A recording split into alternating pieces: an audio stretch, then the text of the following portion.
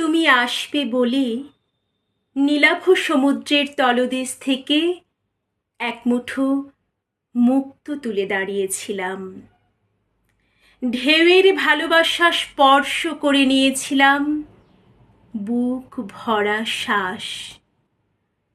বালুকা ভরা তটভূমিতে আমি একা ছিলাম অপেক্ষাতে। গর্জন করা ঢেউয়ের দল আছড়ে পড়ে স্পর্শ করে মোর পদতল।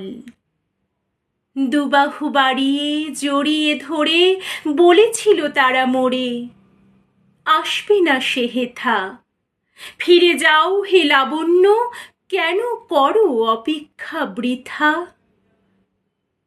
হারিনি আমি, শুনিনি ঢেউয়ের কথা, আমি দাঁড়িয়েছিলাম একা। স্পর্ধা ভরে দুচোখ তুলে বলেছিলাম তারে, আসবে তুমি মোর কাছে, আসবে তুমি স্বপ্নে ভেজা ফুলের গন্ধ হয়ে।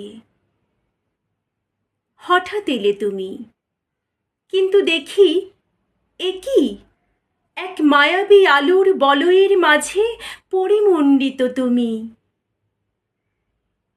চলে গেলে তুমি পাশ দিয়ে মোর, অলিক স্বপ্ন পরে দিগন্ত রেখা ধরে স্পর্শ হলো না মোর। স্বপ্নে দেখা মায়াবী আলোয় কাটল যে মোর ঘোর।